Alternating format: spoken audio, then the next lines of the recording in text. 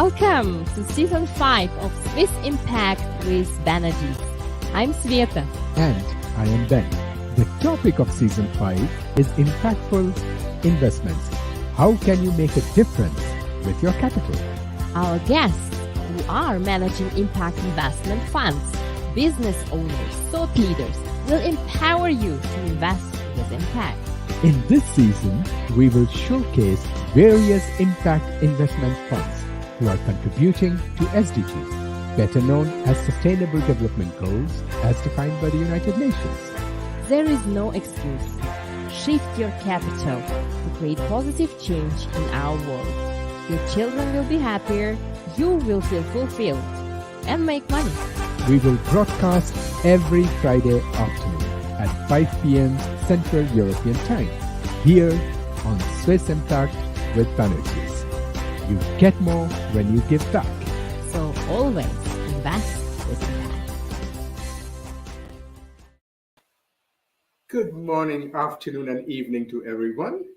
Welcome back to episode 10 of our season 5 dedicated to impactful investment opportunities. And we are now in the beginning of September, but the summer is still here in Switzerland. In fact, it was so warm that just a couple of days back we were swimming in the lake and we were not feeling cold at all. That's right, indeed. And this is one of the reasons why today we are going to present one company who is doing immense effort to support impactful entrepreneurs, which want to create better world for all. And our dear audience, we are bringing only the best companies for you. And today there will be not one, but several. You will hear a lot of stories. So please keep watching our programs at many channels on smart TVs, social media like LinkedIn, Facebook, YouTube. It's very easy. Just you can subscribe on the YouTube at Swiss Impact, or just listen on the podcast at Spotify. And remember to share it with your friends and family who want to learn or invest into amazing and this fastest growing sector of impact and sustainability. Absolutely, Ben, but let's keep the tradition. Story time. What can you tell us today? So, today is a special day. We are having this amazing woman who is coming to tell us about her activities and the special mission she is working at and what we are also very much active in. Precisely. She is very committed to find solutions for some of the most pressing environmental and social challenges of our time. Therefore, your story, Ben, today should prepare the mood to welcome her. Okay, so going forward, what I would like to say is that when we were young and growing up, most of us or our parents had fixed jobs. And we were thinking when we went to school, when we went to university, that one day, someday, we will grow up and work in a large public company or private company. My father built up most of his career at a multinational called GEC. But now we live in a different era.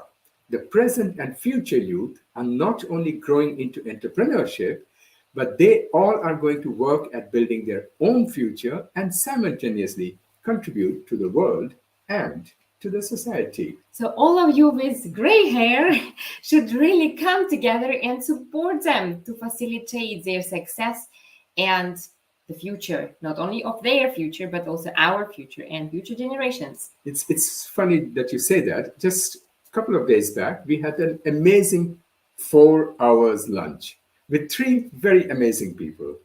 And 3 of them all are leaders. One from Argentina, one from US, and one from India.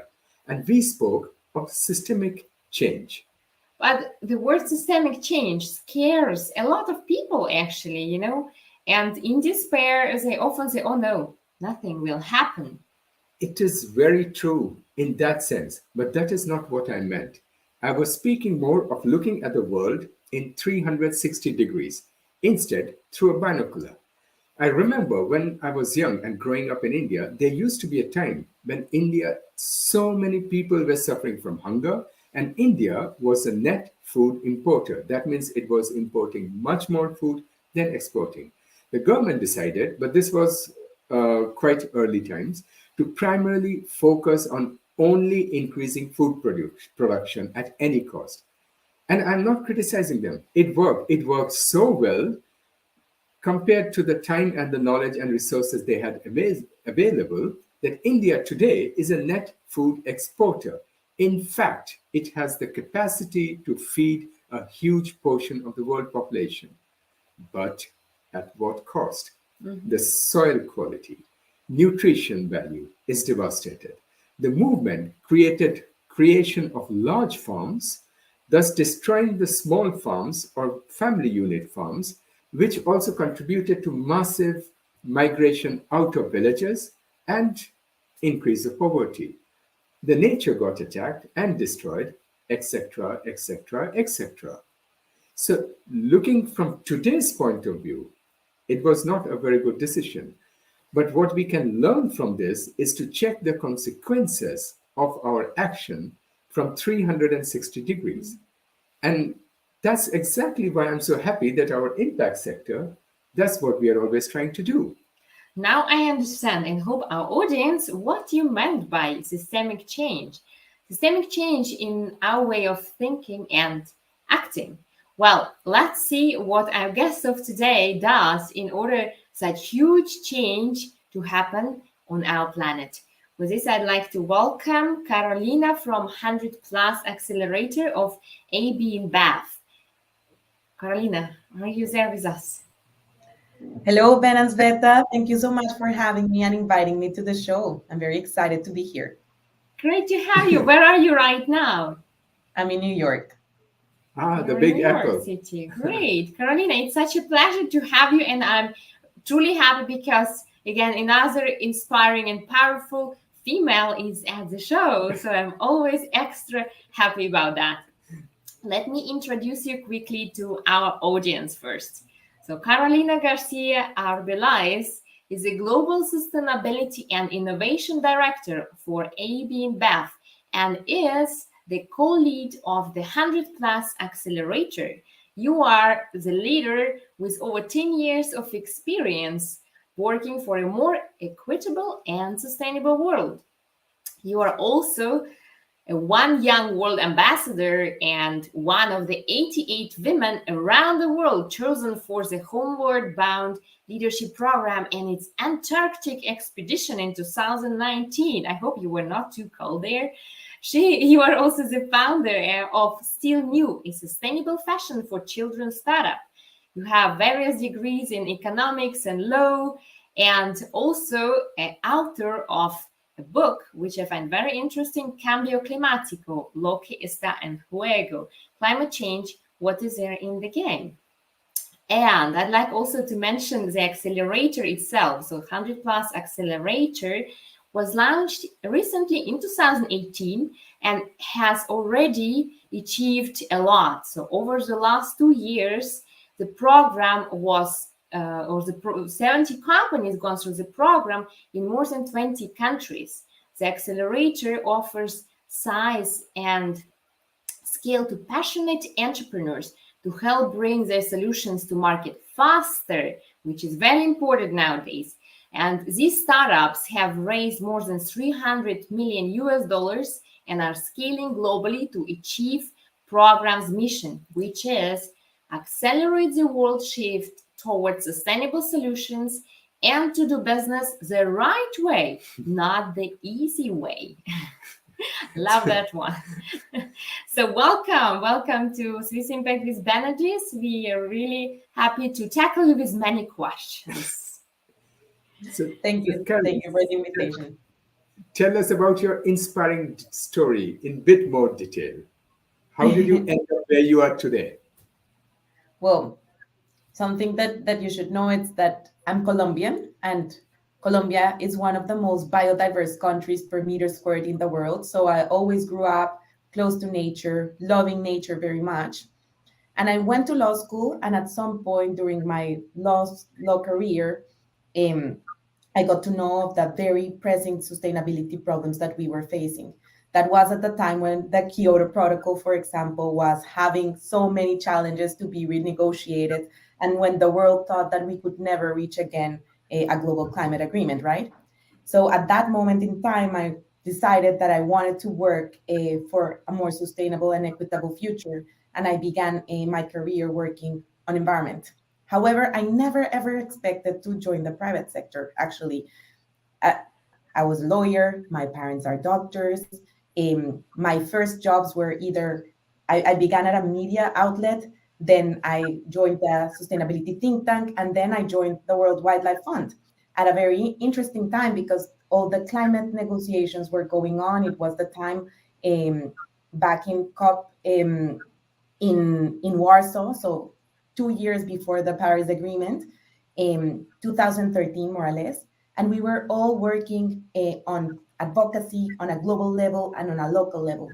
And then 2015 came, and it was a very important year, not only because of the adoption of the Paris Agreement, which was such a landmark, but also the adoption of the UN SDGs.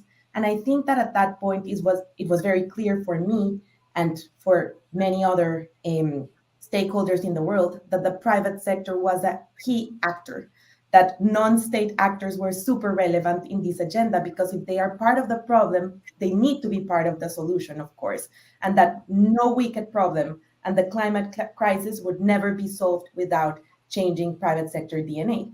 Also, and I just wanted to mention this, the first time that I got fascinated by the private sector and the role that it could have was when I translated Pavan Sukhdev Corporation 2020 into Spanish. So that was so illuminating for me, because at that moment I realized he's right. Corporations are 70% of the world's GDP, 70% of employment worldwide. We need to change its DNA. And corporations don't have to be what they were on the last century. Actually, in this century, only corporations that truly change their DNA and are truly sustainable will be the ones that succeed. And that moment is when I joined ABInBev back in 2017, at a very special moment as well, because the company was changing. It was in its journey to become even more sustainable. They were launching their sustainability goals and mission. And at first I was, okay, I want to learn how these people at the private sector think. I always joke about it because I say, okay, this was like an experiment for me. I felt that I was a panda undercover, trying to understand how these crazy people in the private sector thought. And then I actually fell in love with the company and with them, and more than the company, with the impact that you can have when you work at an organization that has so much scale. That in the case of ABInBev, for example, we're the largest brewery in the world. We are operating in over 50 countries, selling our products in over 150. So we have the scale, the purchasing power, and the ability to truly transform. So I think that I fell in love with that. And that happened like over 5 years and a half from now. And I've been working at the company on sustainability at a local level, at a regional level, and now on a global scope.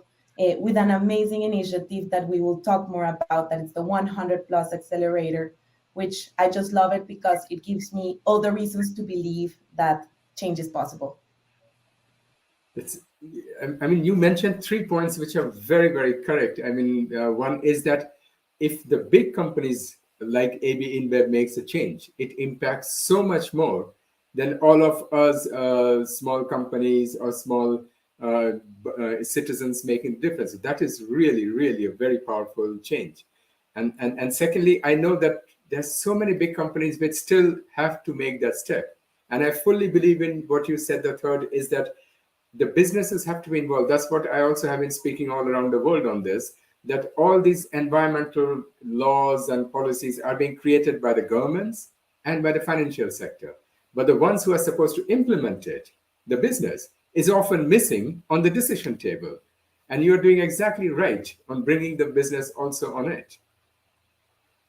That's exactly the point. Ben summarizes is correctly. I just joined you in your thoughts. But I have another question for you, Carolina. Why supply chain? So why it is so important for you, and why do you think it's important for our planet?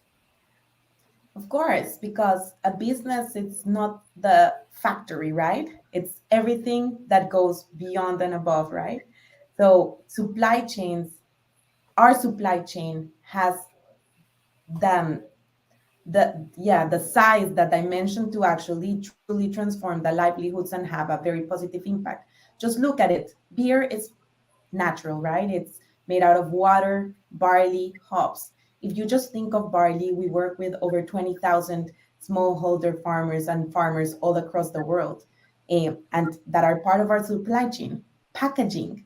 With packaging, we are also sourcing aluminum, we're sourcing glass, we're sourcing PET, and also we're working with even waste pickers that are now even helping us recover that post-consumer waste so we can incorporate again in our value chain. So corporations not only need to change the way that they produce in the brewery, they need to change their value chain. They need to have traceability. They need to understand where their raw materials are coming from. They need to work in partnership with the suppliers to actually change. And something which is fascinating and not many people know, it's when you think about carbon emissions, for example, everyone thinks, okay, if the brewery or if the factory, I'm giving the example of the brewery because I work at a brewery, at a company that produces beer, but usually when people think about zero net emissions, they think of companies and they think of the factory. If the factory is powered 100% but by renewable energy, then great.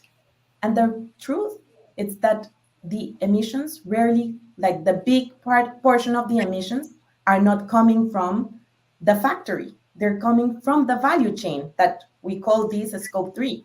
And if you think of companies similar to ours, I would even say that more than 70% of the emissions from companies like ABInBev are coming from the value chain. So this means that we need to partner with all our suppliers to do that transition. And that's why transforming value chains is the key to actually become truly sustainable and have sustainability embedded within the DNA.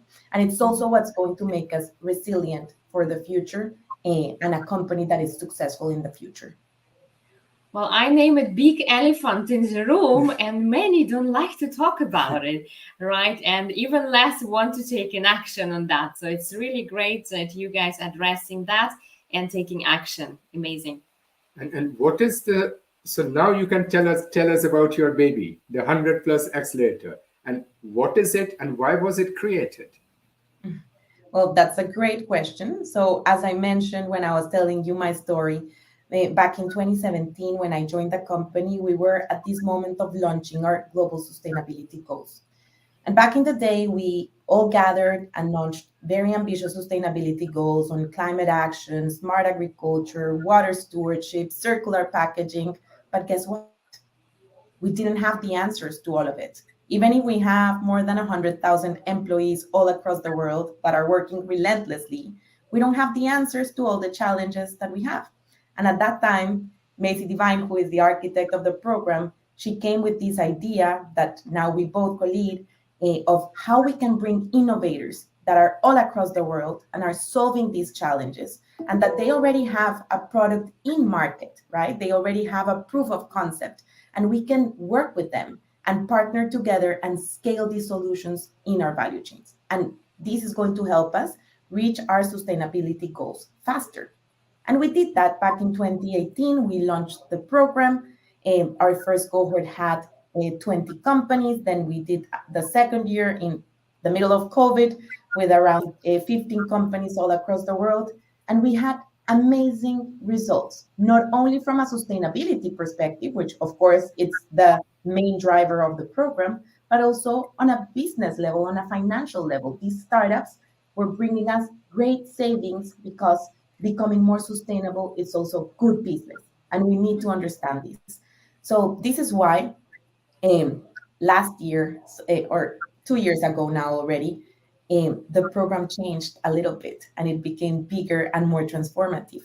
When we launched the program, we never wanted to do it alone, because at the end of the day, the challenges that ABInBev has aren't challenges that are exclusive to ABInBev, are challenges that the industry is facing as a whole, and challenges that if we overcome them are not only relevant for industry, but are going to be decisive to actually achieve the UN Sustainable Development Goals.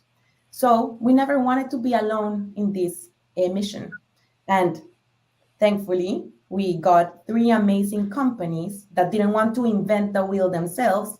So in 2020, Unilever, Coca-Cola, and Colgate-Palmolive decided to join the 100 Plus Accelerator. And now it's 4 of the largest companies in the world working together and collaborating to boost innovation, sustainable innovation. And for me, this is very inspiring because can you imagine with these 4 companies that we are basically in every market in the world. We're basically in every household in the world. We have the purchasing power and the value chains to do something truly transformative. And we want to go above and beyond. We don't want to stay just 4 companies. We are building a movement that it's truly transformative and can help us bring these systems change. I just wanted to ask that you mentioned the names of Unilever, Coca-Cola, and which one was the third one? Colgate-Palmolive. Colgate-Palmolive, yeah. So, but they all have different levels. So if you look at Unilever, they are quite very strongly pushing the sustainability since a long, long time. They are very advanced. They are very open about it. But Coca-Cola, on the other hand, has not. So you are having partners who are at different levels. I think that's a fair question. That's a fair statement. What I think is that all companies are in a journey, and it's not a question about being perfect. It's about being in the correct direction and in the journey to actually be better, right? So Unilever, of course, we really admire the work that they've done. They've been leaders for many years. I think that with Paul Pullman being their leader for so many years, they came ahead, and for us it's very inspiring also to learn from them. But I would say that all the corporate partners in the 100 Plus Accelerator are truly committed to a vision of fostering a more sustainable, equitable, and regenerative future. Of course, we are all in different stages. To know more, we need to invite them one by one to interview them. All right, but I'd like to know more about what exactly 100 Plus Accelerator is doing, and how do you help entrepreneurs to bring their solutions to market faster? Excellent question. So every year we publish different challenges that we're facing, challenges that vary a lot. So for example, how do we eliminate single-use plastic from our value chain? Or how do we measure in real-time water quality in a watershed? Or how do we better storage renewable energy? So many challenges that we have, and they are all in our website, very detailed. And we launch applications so startups that already have a proof of concept, that have traction, can apply to the program. And this year we received for the 4th cohort, which we are selecting as we speak, we received 1,746 applications from companies all across the world. And you'll meet 2, because that's the surprise. We have 2 great companies that you'll meet today. But long story short, we receive applications, we review them. It's a very hard process because I would love to work with all of them. They are really an inspiration for us. That's possible. I know we also run some competitions ourselves, so we know how hard it is. Yes, very hard, very daunting. And then we select a group. Last year, when the corporate partners joined, we selected 35 companies, and then to each of them we give them up to $100,000. This is equity free. This is just to fund the pilot within our value chains. But most importantly, when we select a startup, we match them with a team of our companies that is going to help them implement the pilot, define the KPIs, define the timeline, which is very important because they work hand in hand to make the pilot successful. So if you're a startup working in Accra, Ghana, or Bogota, Colombia, or wherever, you'll have a team that is going to work with you and help you navigate within the multinational, because it's very hard when you're a small company to start working with these giant multinationals. You need all the support to actually be successful, people actually rooting for you, co-creating with you, willing to even fail with you and make it better. And then we run the program for around a year where we implement these pilots. And of course, parallel to that, we also give them many resources. We partner with TED to help them, train them in public speaking, with the Black Swan Group to train them in negotiation, with Leaders Quest to train them in leadership, because we do think that these are going to be the super important CEOs of this century. So we need to have better leaders. We train them in marketing, in financial planning, so in many things. But the most important part of it is actually delivering on the pilot. And then it all concludes with a demo day that you're very welcome and invited to join us on our next demo day for cohort 4, where they actually show the results of their pilots. And if successful, we help them grow and scale. So this is super interesting because then you end up having wonderful stories of a company that, I don't know, began in Argentina, now it's working with our teams in India, which is amazing and that is something that can only happen when this partnership occurs, because we can help these companies grow at a pace that they've never imagined, but also they can help us bring these solutions that would be impossible to find ourselves in our daily jobs. And now something which is very, very important to me is Climate Action Challenge. Can you tell us a bit more about that? Of course. So the Climate Action Challenge it's very varied because, as you know, there's not one solution to the climate crisis, and climate is cross-cutting. So we've tried different things, and I'll give you a couple of examples. So on the one hand, we have the renewable energies and fuel switch challenges that we're looking. And last year, for example, we piloted with this great company in China called Sunman, that they produce ultra lightweight and completely flexible solar panels, which are 70% less heavy, which is great because sometimes you want to install solar panels everywhere, but then you have to change your roof, do this infrastructure investment that is very hard. With their solar panels, we now can cover every roof. We're even covering the tanks, which is like a very unconventional surface for solar panels. And we've already done this in 2 breweries in China, and we want to go beyond. So that's a very tangible example.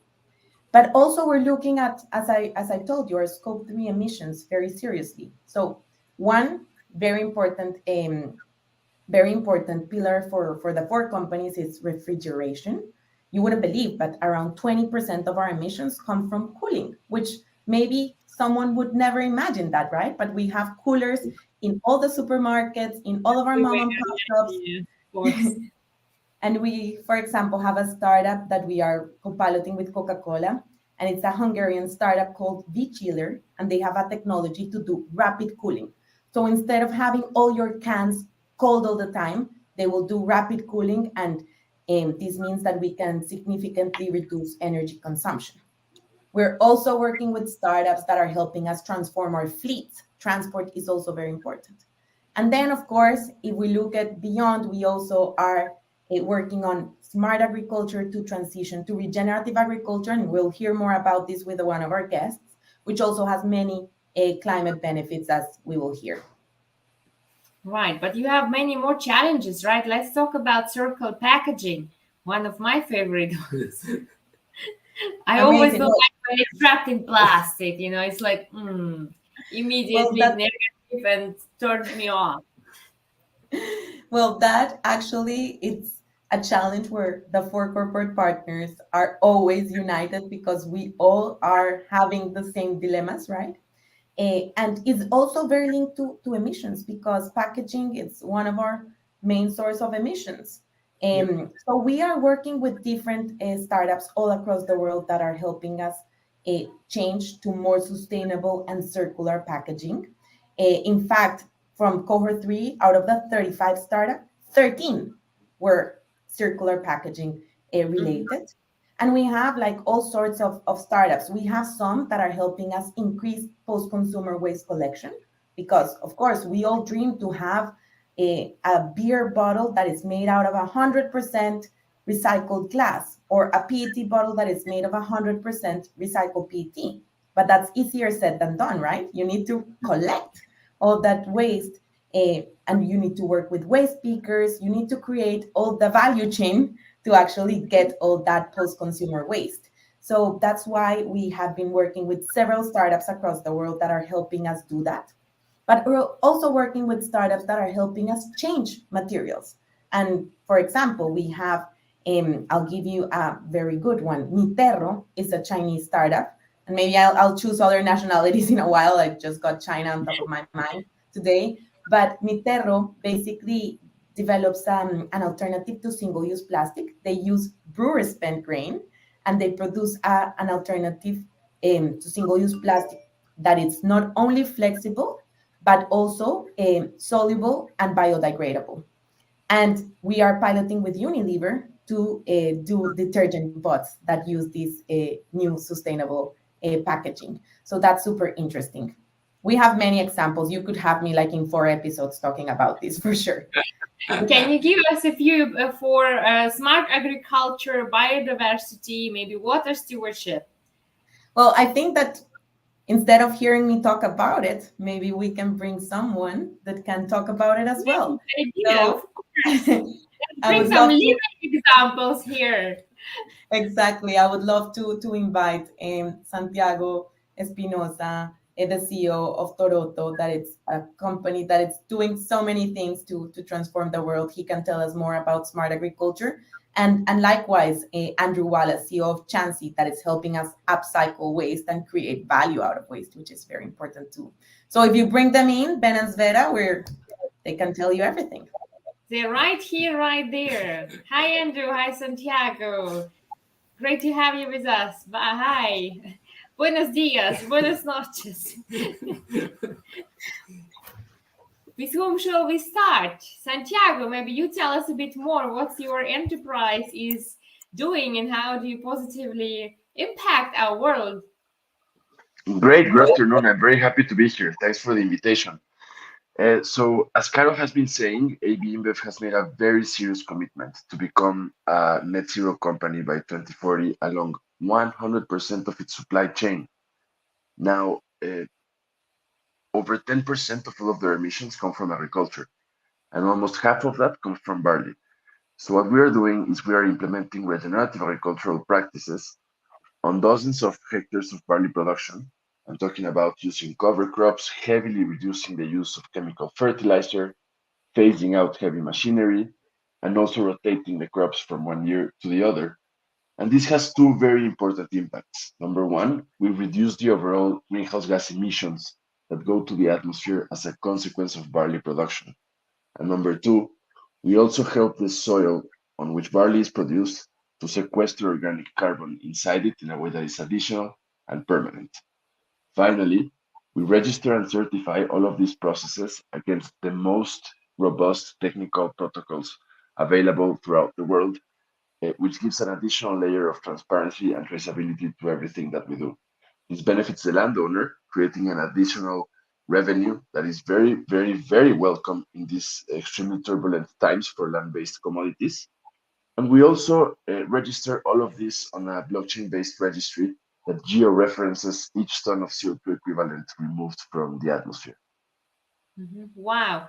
How was your experience with Accelerator 100 Plus? What was the magical transformation which happened when you just joined and when you're going to already exceeded the accelerator? The 100 Plus Accelerator has been a unique experience for us. The ideas inside it sound very simple, but once you start realizing that each of these ideas is actually being implemented inside the supply chain of a corporate giant, it changes the whole picture. We all know we need trees. We all know we need sustainable protein. We all know we need healthy soils. We all know supply chains need to be decarbonized. These are not the novel ideas, but the 100 Plus Accelerator is the only program in the world where when you go into the room, all of the startups that you meet are actually implementing these ideas with a corporate partner. This for us is a unique experience. Great. Wow. I mean, this is really turning ideas into deeds. I mean, it's an amazing thing. Andrew, what about you? What type of impact are you creating in the world? And where are you? Yeah, I'm currently sat in Nairobi in Kenya. I am CEO and co-founder of a company called Chanzi. Chanzi is Swahili for black soldier fly, which is a very small, very simple, but very effective and powerful insect. The insect will take waste organic waste, food waste, anything that would normally end up in landfill or dumps, and it'll convert it into protein for animal feed. It consumes the waste and it gives us a very high in protein product. It also gives us a byproduct, which is insect manure, which we use as a fertilizer. But obviously we do this at a huge scale, millions and millions of these maggots, churning through tons and tons of waste, and we have facilities set up throughout East Africa. So that's where we've partnered with ABInBev. They produce a lot of waste, and they needed a solution for it. So we said, well, it turns out our insects really like their waste, almost as much as I like their product. Mother Nature is amazing. And so we take their waste and we mix it with municipal waste, so waste from kitchens, schools, businesses, hotels, restaurants, any food waste. We mix it into a slurry, we pump it into greenhouses, and the insects consume it and upcycle it into something valuable, and leave nothing behind. Wow, that sounds like impossible, mission impossible until it's done, right? But what kind of waste comes out of ABInBev? It's also organic waste.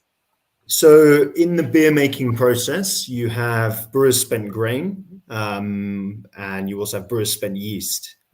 These are byproducts that are left over after they brew our delicious beer. The brewers spent yeast especially is a difficult product to get rid of for ABInBev. So they had a waste disposal problem, which we're looking to help them out with. And the good news is, as I said, our insects love their waste and will happily consume it all day long and convert it into protein.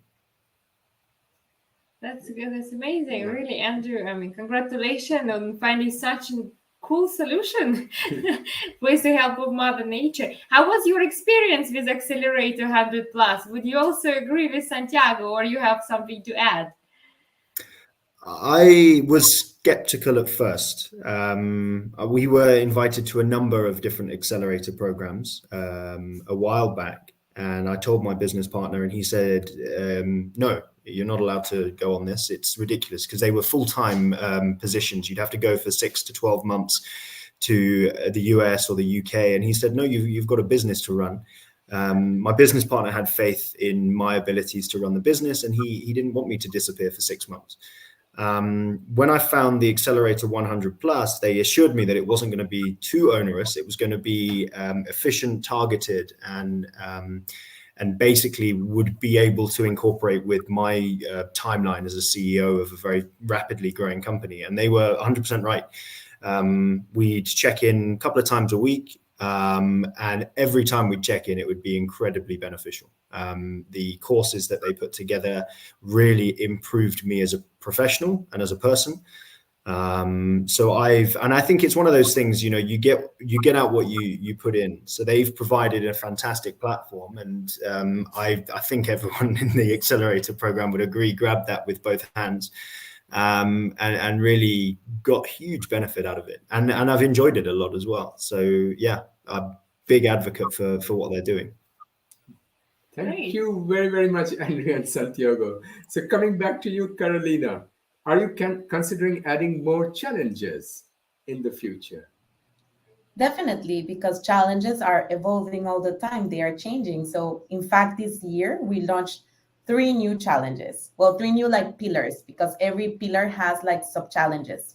On the one hand, for the first time, we launched the challenge on biodiversity, which I already told you that it's very close to my heart.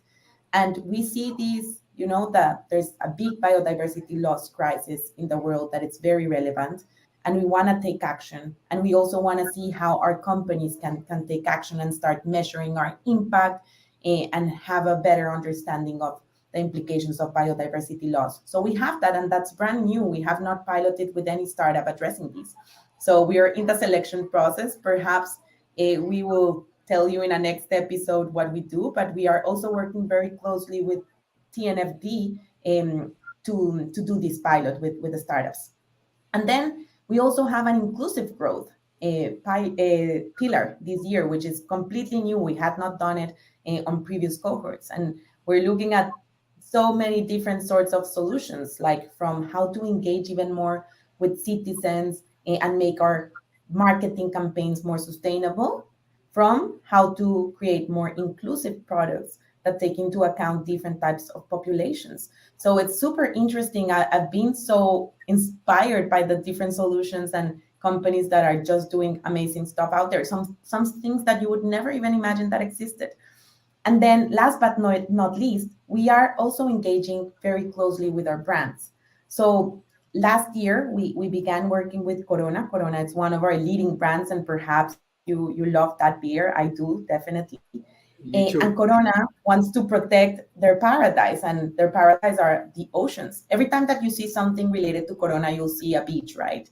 And their paradise are the oceans, and they want to protect the oceans from single-use plastic that is polluting the oceans heavily. They have committed to phase out single-use plastic throughout their value chain and to recover plastic as well. So they launched a challenge last year where they were looking for solutions that could help them eliminate the single-use plastic out of their value chain. And it has been going great. They are continuing with these challenges. But then Rexona, the deodorant brand from Unilever, also got inspired by Corona, and they launched a challenge this year that's called the Corona Inclusivity Challenge. And they're looking at solutions that can help the brand be more inclusive and empower the communities that they work with.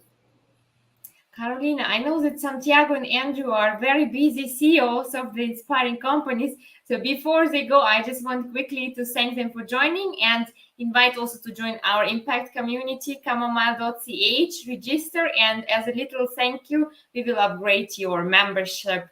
So join us as well as impact leaders. Okay? And thank you for joining us today. Bye. Thank you very much. Good luck Thank to you. your inspiring businesses. And Thank you very much. Caroline, Cheers. thank you very much, Andrew. But why do you focus in companies from seed to Series B stage? Well, because we don't want to have a unique focus, because it's good to have a diversity. So sometimes it's good to have companies that have a lot of traction, that have already the teams and the budget in place to actually scale and grow. Because if we find an amazing solution, so the example of the detergent pots, let's say that it passes all the lab tests and we're ready to deploy into market. Of course, we need the startup to have the capacity, the infrastructure to actually produce these. So it's good to have companies that have traction. So a Series B or a Series A or even a Series C that have a lot of traction and can deliver. But then sometimes you find ideas that are amazing, that are the innovation that is going to help us leapfrog. And maybe they don't have as much traction. Maybe they just have a prototype, but their ideas are like, their innovation is so important that we just need to try it. Like the rapid cooling technology that I told you about, it's on a prototype phase. But if we're not going to help them test, like who will, right? So at the end of the day, we like to have a diverse group, with some with more traction, some on an earlier stage, from different nationalities, addressing different challenges, because I also think that diversity within the cohort is part of the magic, and also seeing how their relationships grow, and also how some startups end up working together and joining forces on different fronts. It's just amazing. Absolutely. Carolina, I have a very delicate question. And what I want to ask is about property rights or intellectual rights, So when a company startup joining you, do they need to give it up, intellectual property rights, or not? How does it work? No. This is not a controversial question. Our program is completely founder friendly. We have a founders first mentality. So first of all, their IP or their intellectual property is theirs. In fact, we've had cases where the startup doesn't have IP, and we can even help them with lawyers pro bono, helping them get the IP. So it's theirs. We don't want to take any IP. However, there could be like specific cases, and I'll give you an example. Sometimes in order to develop the specific solution for a company, they work very closely with the R&D teams. This is in very specific cases. And in those cases, it hasn't happened yet, but what we would do in that very specific case, if there is a joint development, then we would maybe do joint IP for that new solution. But the solutions that they already have, their IP is theirs, and we would always do everything to protect that. The program is completely founders friendly. That's why we don't take equity from the pilot, which is also something very unique of this program. You have many accelerators that give funding, but they also take equity out of that funding. And then also we don't ask for exclusivity. Like if Santiago's solution on regenerative agriculture for barley works for us, we hope that it also works for Carlsberg, for Heineken, for all of our competitors.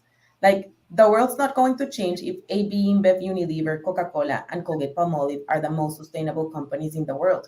We need all the companies to be sustainable. That's why we want everyone to start looking for these solutions. And if a solution is useful for us, it should be useful for the industry as a whole. That's what I wanted to hear. After the show, I wanted to send you my home address so that you can post me this instant cooling idea. This is so good. I love cold beers. So I wanted to ask, what is this demo day? Is it that all companies come and make a pitch, or what is it?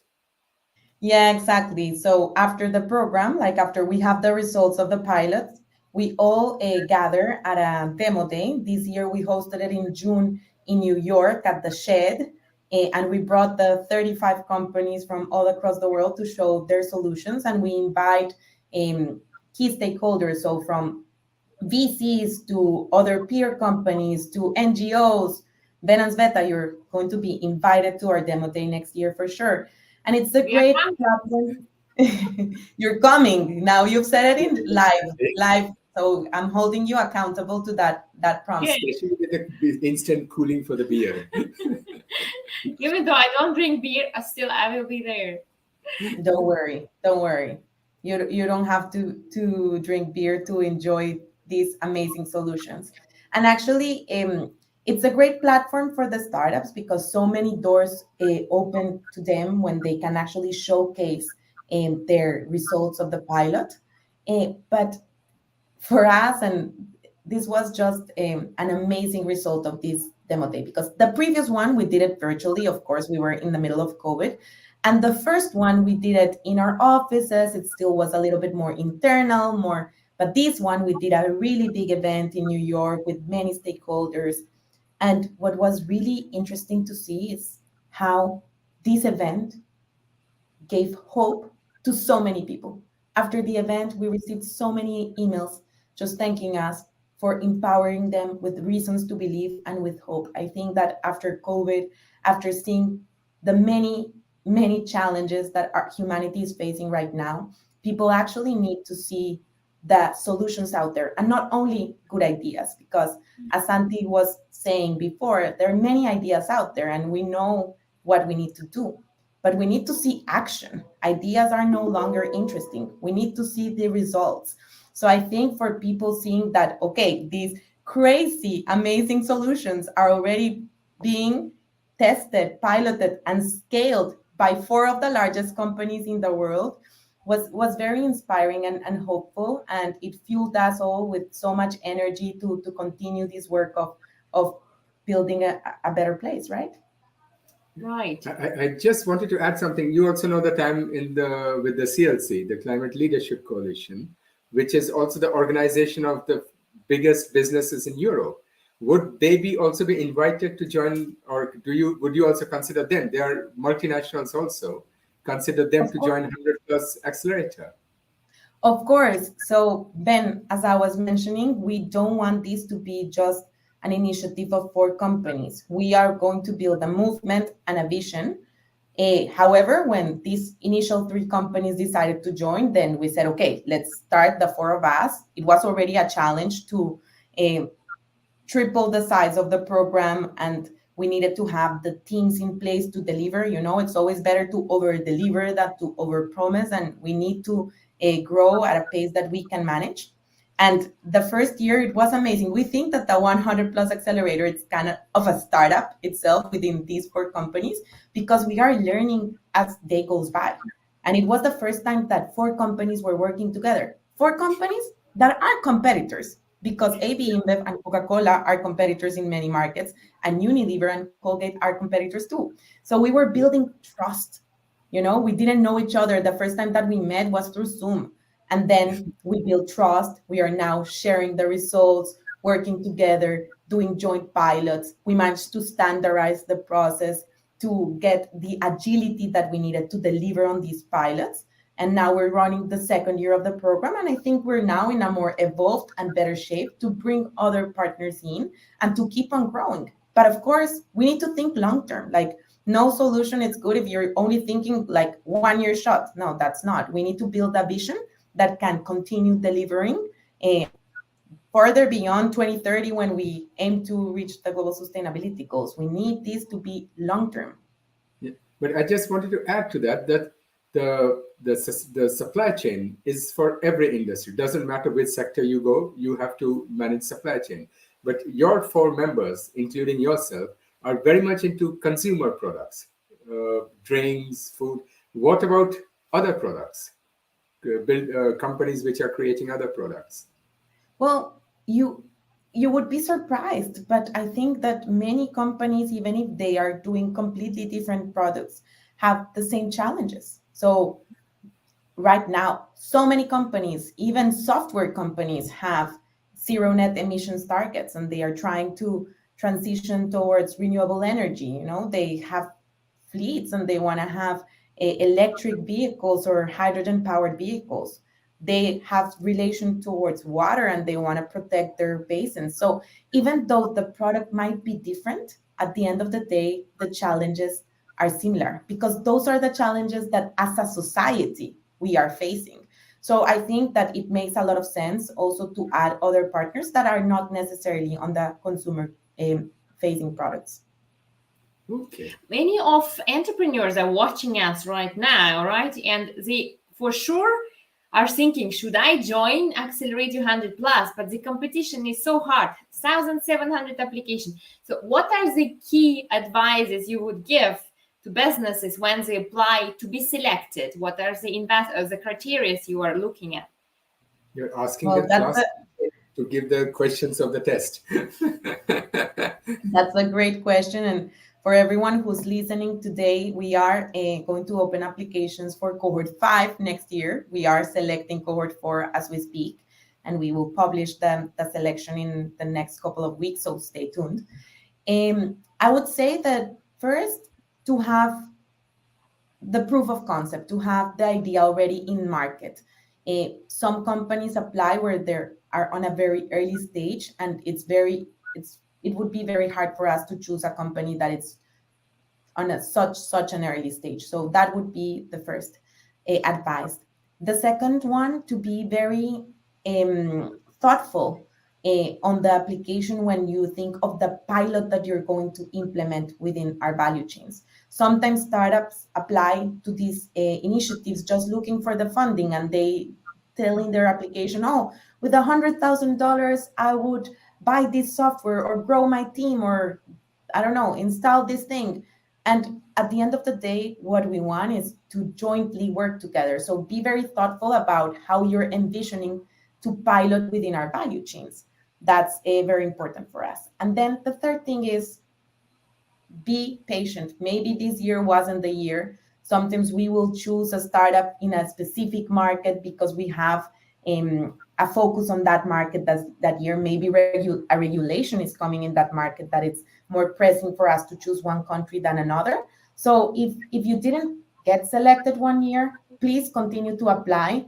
We can also promise that we will continue to grow the program. The first year we had 20 companies. Now last year we had 35. And if we continue to dream big, potentially we will have more. So be part of our family, be part of our ecosystem. We're super happy and inspired to get to know you. And yeah, that would be like my 3 top advices for the companies that want to join. Great. Thank you for these valuable advices. Caroline, we have some more questions till the time runs out. Your partner companies work in many parts of the developing world. How are they supporting the vulnerable people in the value chain? That's an excellent question. And I think We've mentioned these throughout the interviews, and we can give many examples. We all work in developing markets, and for us, it's very important to find solutions in those markets and also empower companies from those markets. And you saw today we had a company, an African company, and also a Mexican company. And we are working with different communities. One that is very important for us, and I've mentioned this several times, is the waste speakers. I personally think that waste speakers are our heroes. They are the ones that are helping us get all this recycled content and actually divert so many tons of waste from landfills.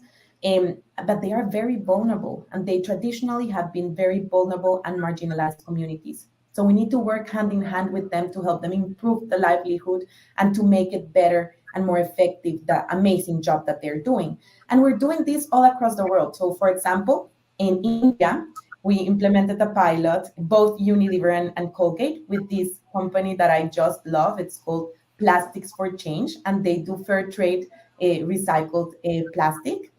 So it's like, imagine when you buy fair trade coffee, they do the same, like all the traceability and all the conditions to ensure that every ton of post-consumer plastic that they collect is completely fair trade.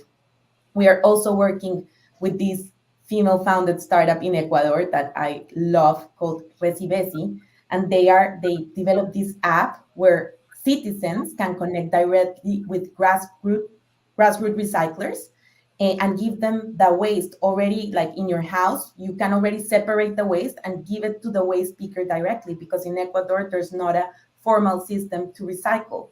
So I would say that waste pickers, it's a very important community to us. But not only them, farmers are so important. And we have many smallholder farmers, and we are developing different solutions to help them improve their livelihoods in many fronts. So we, for example, implemented a pilot in Uganda with this Israeli company called Oko, where we were trying to get them insurance so they were being more resilient to any climate or any event that would help, that would reduce their yield. We are working with different companies that are helping be connected, skilled, and financially empowered. For example, one of our great companies is BanQ, this company that are helping us get traceability and give them a digital identity to all of our smallholder farmers. And this is very important to them, because by having this identity, they're able to get a bank account, which it's something that we take for granted, but many people across the world can never get a bank account. And in fact, I'll just finish with an anecdote that when BanQ and Ashish, you should get him on the show, he's just a rock star. When Ashish launched his company, he was working in Congo, and he wanted to help some smallholder farmers, women, get their bank account. And he went to the bank, and the bank told him, no, we cannot open a bank account for them, but we can bank you. And that's how he founded BanQ. And so, well, as I told you, I can continue talking here and telling you about the founders, but we do work with many communities across the developing world. This is amazing. How would you say, what is the impact of 100 Plus Accelerator on the environment and society? I mean, have you been collecting data or on that? Did you measure your impact? Yes, of course. We are collecting data because our main driver is actually delivering on sustainability. So all of these solutions from all across the world are helping us reduce our carbon emissions. They're helping us increase our waste collection. They're helping us transition to regenerative agriculture. So we are in fact also trying to develop a software that can even help us track these metrics and track the impact better. And we also collect financial data. Like we estimate that by 2025, the startups, the 70 companies that have already gone through the program are going to bring us savings of over $100 million to the company. Because at the end of the day, they are helping us be more energy efficient, water efficient. They're helping us reduce cost, bring alternative sources of revenue. Just the Chanzi example, Andrew didn't say it, but for example, in Tanzania, in Dar es Salaam, and in Arusha, where we currently have the Chanzi's facilities, he's taking away from us the spent yeast that otherwise we would have to pay to get that into a landfill. So imagine that. We don't want spent yeast on a landfill. We want spent yeast feeding Andrew's maggots. And by that, we are not only producing high value protein, but we're also reducing the cost of having to pay someone to take these into the landfill. So as I mentioned before, for us, it's very important to show that sustainable business is good business and that we can create companies a different way that are also, of course, cost effective and financially sustainable in the long run, but that have sustainability in the DNA and can create value with every decision. Wow. I'm so very impressed with you. And now one of our last questions is for our audience. So how can our audience support the 100 Plus Accelerator program? What are you looking for, guys?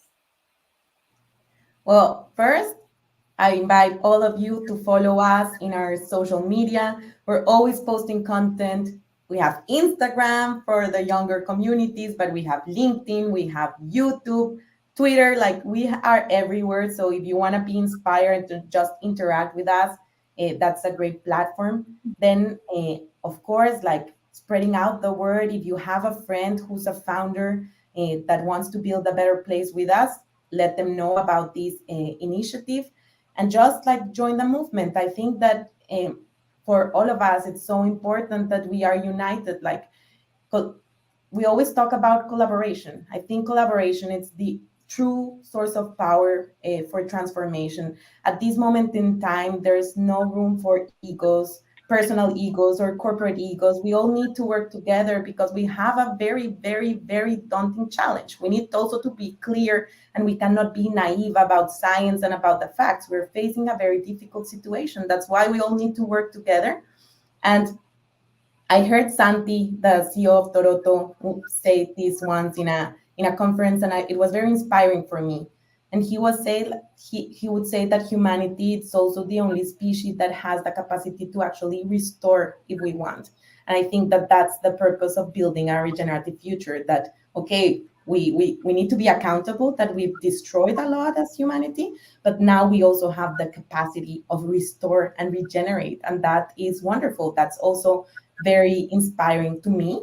So I think that if we all of us join forces together, the private sector, citizens, governments, startups, NGOs, we will have all the enabling conditions to build a better future. Wow, this is quite very correct and true. And do you have any call to action for our global audience? Well, besides what I've said, I would just say like work relentlessly for this. Like this is our planet, this is our future. Our generation is going to face very hard challenges and we need to be united. And also I would say be open to learn and to care, because sometimes we just get overwhelmed with so many stories out there. And I think that we need to always be open to care and to make this relevant. And everyone can play a part. If you think you don't, I'm sure that you do. So just be inspired and take action from wherever you are. Yeah, I think yeah, exactly. I'm going to make you regret that you opened this invitation. So because we also get so much amazing businesses, we are going to all forward it to you. and Bring them on. You anyway have no time to sleep. You will have even less time to sleep now. Challenge accepted, Ben and Sveta. We are super excited. Sounds great. Caroline, the time really running out now. So thanks so much for joining us today and sharing such inspiring stories and businesses. It's really incredible. And I'm so happy to know that big corporations are on their journey. Let's not say they already impact 100%, but they're on their journey to action, to contribute and changing our world for a better place. So, exactly. And as a thank you, we of course invite you also to join our community, Chamomile, and we will also provide you our Impact Leader certificate. so as you are a true leader in our eyes. Exactly. Right. Thank you so and- much. It has been wonderful talking to you and being part of the program. As I said to Ben, like this is going to be super fun to have these engaging conversations. So thank you for inviting us to this space. And hopefully this is just the start of a journey together and many things that we can work on as partners. Absolutely, we hope so as well, Carolina. Thanks so much. And I'm converted. From now, I only drink ABInBev beer, no other beer. Thank you. Bye, Carolina. All the best. See you for sure next year, right? No, she may be coming to Switzerland. Or earlier. Yeah.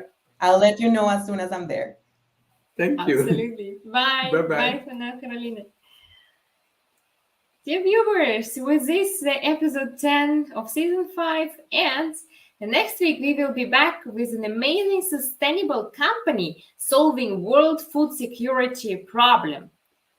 So please do not forget to subscribe on our YouTube channel at Swiss Impact. You will always be kept updated. Otherwise, you can also watch us on Spotify or Smart TV. Absolutely. And if you think you are ready to be on the TV show, contact us and we, of course, will be happy to discuss this opportunity with you. And you can be here with us, present your impact in the world. As for now, you get more when you give back. So always invest with impact. Bye for now. Hi, we hope you enjoyed this episode of TV show Swiss Impact with Banerjee.